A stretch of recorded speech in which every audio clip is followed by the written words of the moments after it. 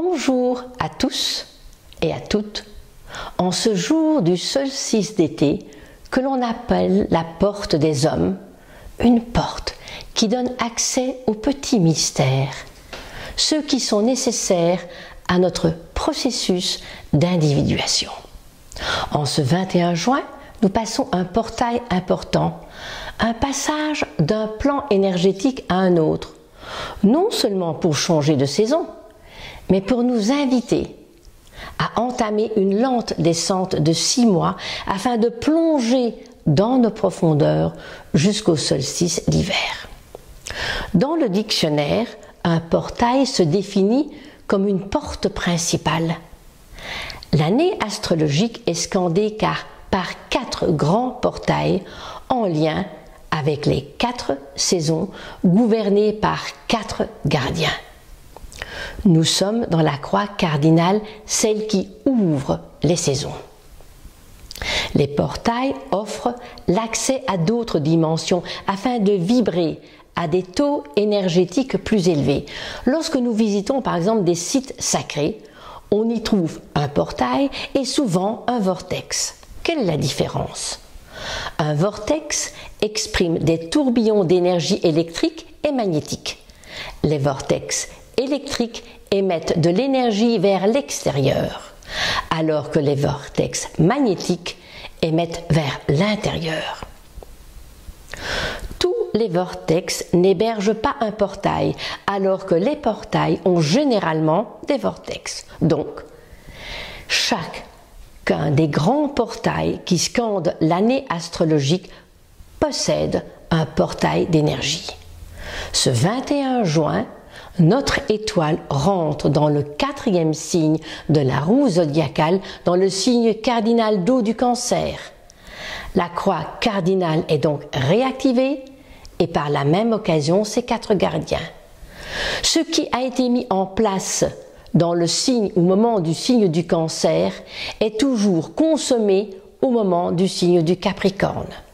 Ces 2 portes sont souvent représentées par les 2 faces du dieu Janus, témoignant chaque fois le passage de l'ombre à la lumière, de la lumière à l'ombre, comme dans le glyphe du Tao.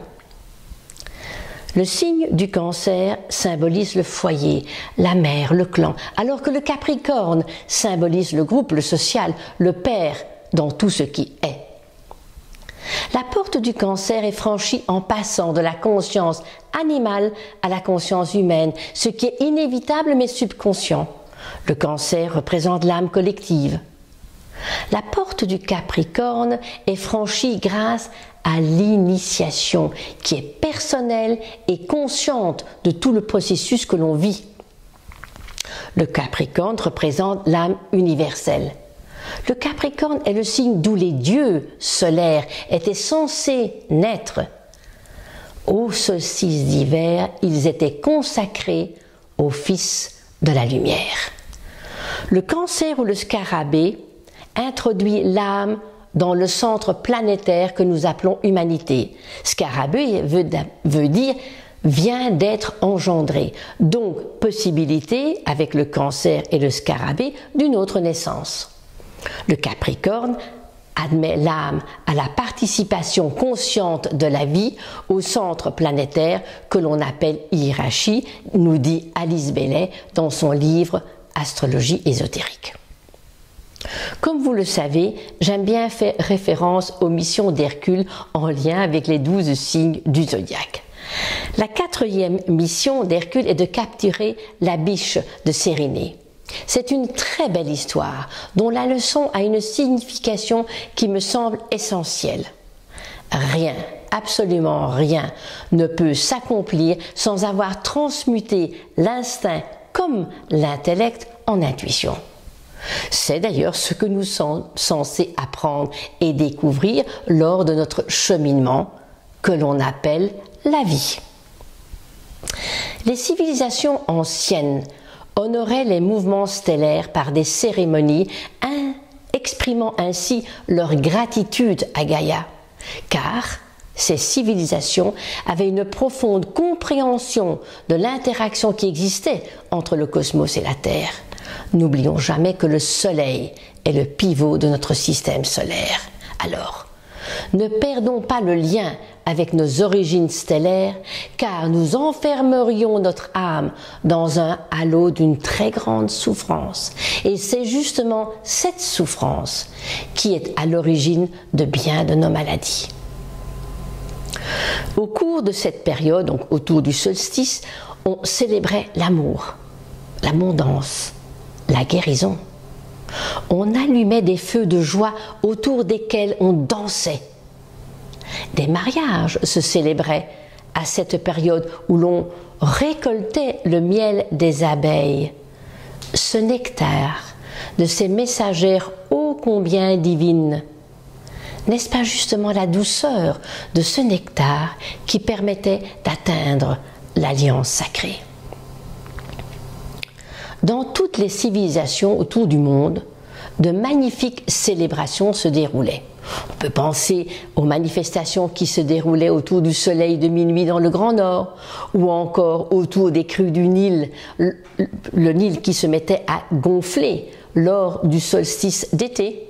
En Chine, le solstice d'été, on fête la terre et le yin. Au solstice d'hiver, le ciel et le yang. Dans toutes les régions du monde, on exprimait sa joie, on exprimait sa gratitude. Aujourd'hui, le 21 juin, nous nous exprimons partout en France en tout cas, avec des fêtes autour de la musique. Il est vraiment essentiel que nous retrouvions le sens de ces célébrations en lien avec la géométrie céleste. Prenons conscience que tout fait partie du tout et que notre petite spirale de vie s'insère dans la grande spirale galactique. Avec ce signe du Cancer, représenté par la Lune, nous pourrions aussi évoquer l'histoire des 13 mères originelles amérindiennes ou encore des 7 déesses grecques, ces 7 archétypes que chaque femme possède. Héra, Artémis, Athéna, Vesta, Déméter, Perséphone, sans oublier Vénus. Oui, avec le signe du Cancer, nous sommes en lien avec notre féminin sacré. Comme tout dans la vie, on ne peut recevoir qu'en fonction de notre ouverture et on ne peut guérir qu'en fonction de nos croyances. Alors de quelle manière allons-nous accueillir et franchir cette porte de l'été ? En ce 21 juin, nous sommes dans une phase solilunaire du premier quartier, donc aller de l'avant, manifester les ébauches d'initiatives mises en place lors de la nouvelle lune du 13 juin au 23e degré des Gémeaux, un signe qui nous met face à toutes nos contradictions, à toutes nos dualités nécessaires à notre cheminement. Donc, dans notre lente descente vers le solstice d'hiver, nous devrions tenir compte de nos dualités, de nos disparités, de nos contradictions, afin de nous approprier nos ombres, de les transformer en lumière, sans fuir la réalité de notre vécu actuel, qui semble, pour de nombreux d'entre nous, semble compliqué, avec cette impression d'être dans une route sans issue et dans un ras-le-bol complet. Depuis l'équinoxe du printemps, accompagné du gardien Mars, notre étoile monte en déclinaison jusqu'au 21 juin où il atteint son zénith que l'on appelle solstice d'été, porte des hommes, gardienne lune. À ce stade de son périple, le Soleil est le plus éloigné de l'équateur. C'est grâce à ce changement de sens de mouvement solaire que débute l'été boréal qui se manifeste par le passage au tropique du Cancer. C'est par le signe du Cancer que l'homme s'incarne. C'est dans cette énergie que la famille humaine prend forme. C'est dans cette matrice, dans la matrice d'une femme, que prend forme une toute petite graine qui deviendra un jour un homme ou une femme. On dit que le placenta est l'arbre de vie pour le fœtus, cet arbre que nous retrouvons dans toutes les mythologies, relate François d'Or dans son livre de l'Ancien Monde. Dans la carte du ciel du dernier solstice d'hiver, nous pouvions apercevoir une conjonction Soleil-Saturne qui ne s'était pas vue depuis 150 ans, et une lune en Verseau, qui allait donner le ton pour toute cette année 2018, très uranienne, où il fallait vraiment nous défaire des carcans du passé, tout en intégrant la structure essentielle de liberté, afin d'acquérir cette liberté d'être. À l'équinoxe de printemps, le Soleil était en conjonction à Chiron, encore en Poisson, au carré de Mars-Saturne, et une lune qui était dans le signe du Taureau. Une saison qui nous demandait de prendre des initiatives, d'oser agir, les pieds sur terre, en dépassant les limitations en place, tout en faisant bien la différence entre les initiatives en lien avec nos besoins de notre personnalité et les exigences sollicitées par notre âme. Dans la carte du ciel du 21 juin, nous observons un soleil opposé à Saturne, alors qu'il était conjoint au solstice d'hiver. Donc une moisson par rapport à cela. Un solstice qui est au carré d'une lune en balance. Il y a une opposition de Pluton à Mercure et surtout un aspect que nous aurons tout l'été jusqu'à la fin du mois de septembre, le nœud sud Mars Verseau opposé nœud nord Vénus Lion au carré d'Uranus. Que récupère aujourd'hui positivement cette lune en balance? Mais cette carte dévoile non seulement un aspect très tendu et réactif, mais dévoile aussi un magnifique trigone d'eau reliant Mercure, Jupiter et Neptune. Tout l'été, la planète Mars sera hors limite, donc agissant d'une manière des plus irrationnelles comme un électron libre. Nous devrons nous mettre sur pause. Un solstice qui se fait aussi au carré de Chiron. Donc on va bien voir ici qu'en relation avec toutes ces configurations, ce portail va donc nous interpeller sur notre manière de vivre notre humilité, de vivre la serviabilité face à l'invisible, car nous ne pourrons plus prétendre nous accomplir ou agir sur notre identité que si nous acceptons aussi que nous sommes des êtres spirituels en lien avec l'univers, pas simplement métro, boulot, dodo. Nous serons testés tout au long de cette saison sur la manière de maîtriser et non de contrôler, de garder la foi et non de passer dans la peur et le défaitisme, mais surtout de faire le lien avec le signe du Cancer que représentent aussi nos parents stellaires, pas uniquement nos parents biologiques. Le transit d'Uranus, dont dans la terre du Taureau, ce signe qui trouve l'exaltation de la Lune est exaltée dans le Taureau, c'est pour ça que Uranus dans ce signe nous fait réfléchir sur notre manière de voir, d'appréhender la matière, la terre. Donc tout au long de l'année, de cette année 2018, mais également sur les 8 ans à venir, mais on en parle avec ce solstice d'été, il y aura réellement un changement de point de vue avec les énergies du Taureau. Quel va être le message de toutes ces configurations ?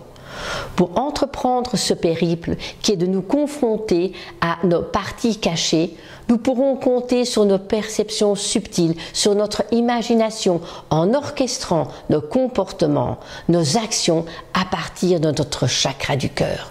Nous serons émotionnellement aidés par des vibrations de la lune en balance qui, en toile de fond, insufflera des énergies d'harmonie, d'équilibre dont nous aurons besoin, car Mars, qui a entamé sa boucle de rétrogradation depuis la fin du mois de mai, est en conjonction avec ce nœud sud Verseau, carré Uranus, qui manifeste des tensions, qui manifeste des conflits, de la violence, de l'extrémisme, un ras-le-bol gigantesque où nous ne voulons absolument plus être phagocytés par quel que soit comme conditionnement.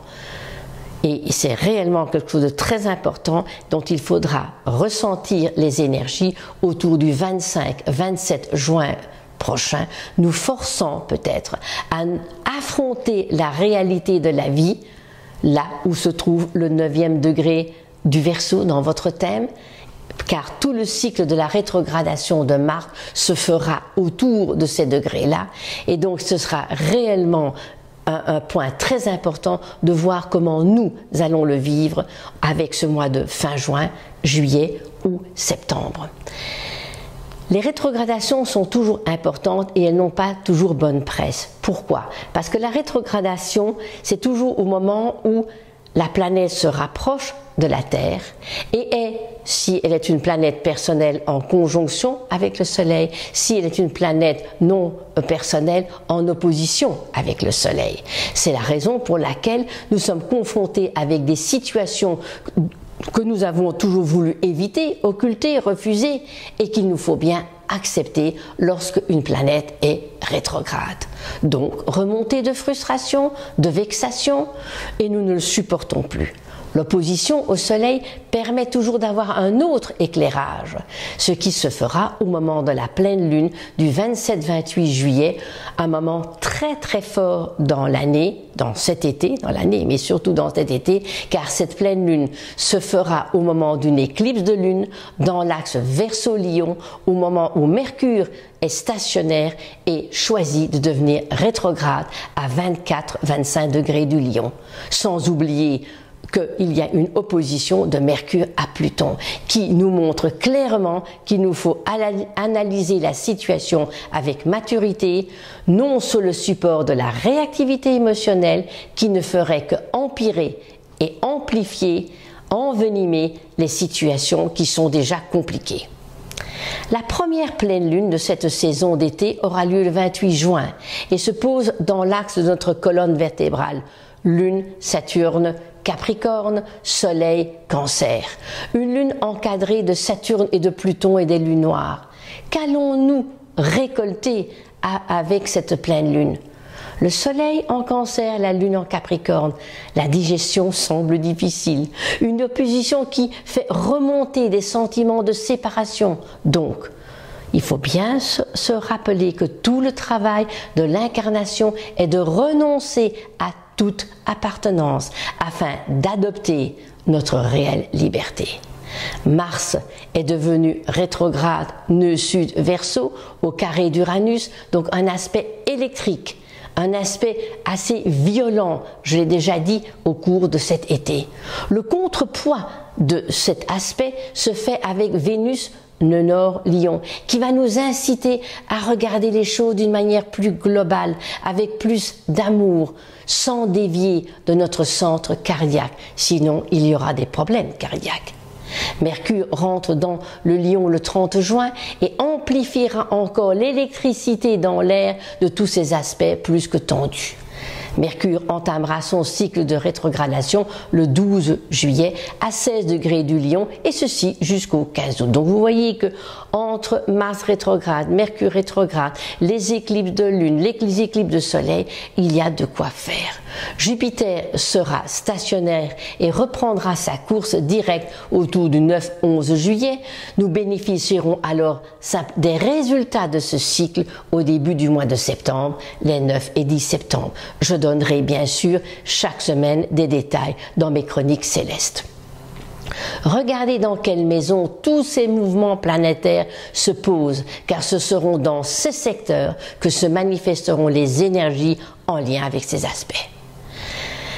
La nouvelle lune du 13 juillet se fera avec une éclipse partielle à 21 degrés du Cancer, opposée à Pluton et opposé aux lunes noires en Capricorne. Mars est toujours hors limite, conjoint au nœud sud en Verseau et opposé au nœud nord et au double carré d'Uranus. Taureau. Donc on voit quand même bien ici que même Jupiter en Scorpion fera caisse de résonance avec cet aspect. Donc le mois de juillet est plus que, on va dire, marcher sur des œufs ou explosif. Lors d'une éclipse de soleil, ici partielle, la lune, le passé, cache momentanément le soleil, le présent. Donc on peut faire fausse route ou nous pouvons choisir de réfléchir sur ce qu'il faudrait lâcher du passé qui n'est plus nécessaire pour continuer notre chemin, comme à chaque fois qu'il y a une éclipse de soleil.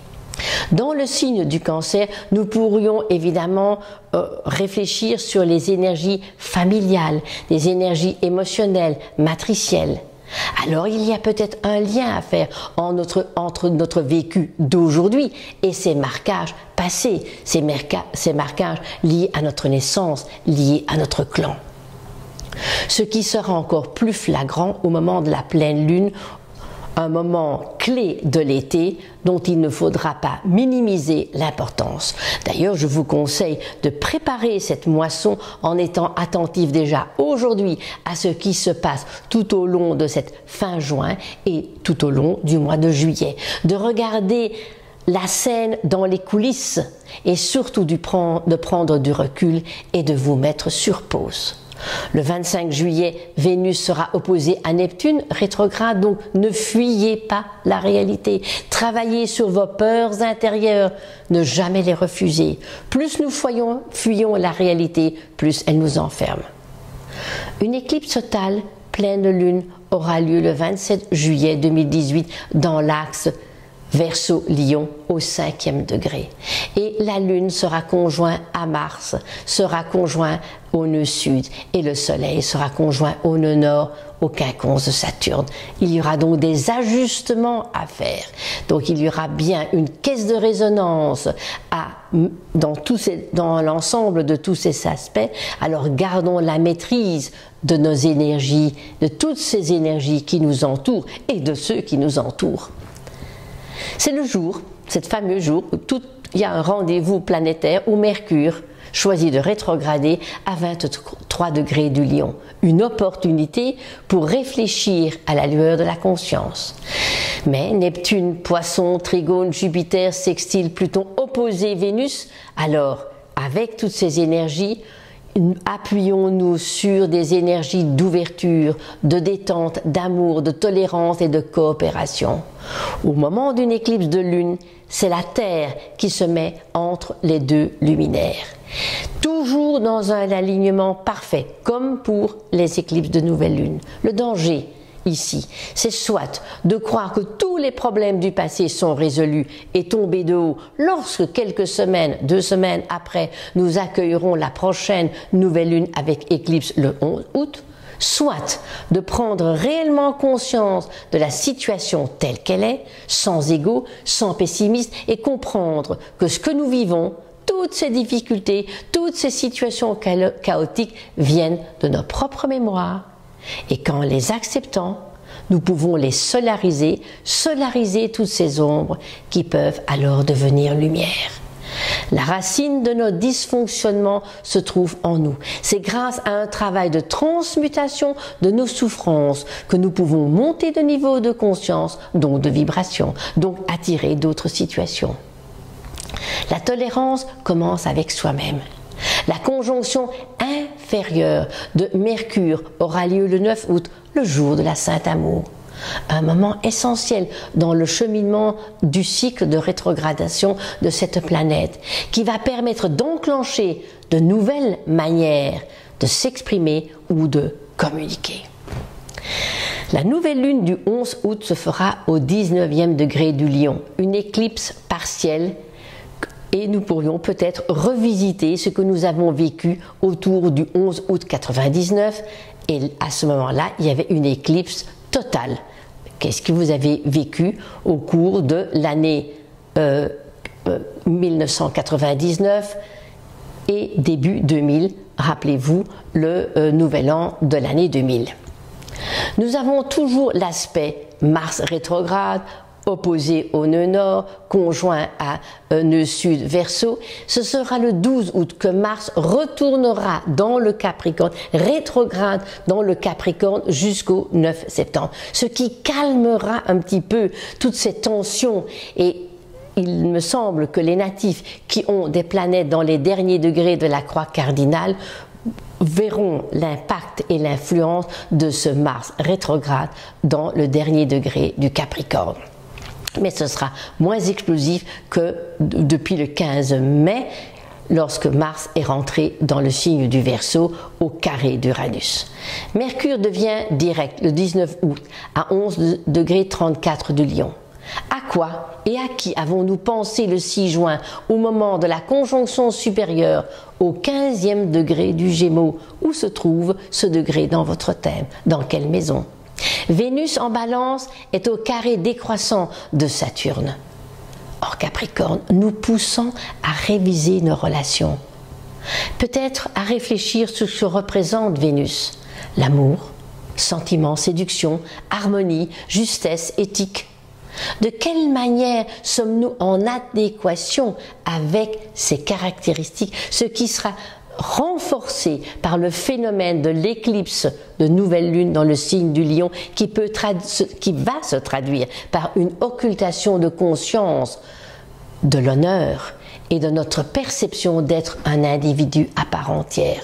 Mais nous pourrions aussi vraiment focaliser notre attention sur cette éclipse du 11 août et de dire que en enlevant ce qui n'est plus nécessaire, en renonçant à des schémas passés, nous pouvons accueillir cette énergie de conscience solaire.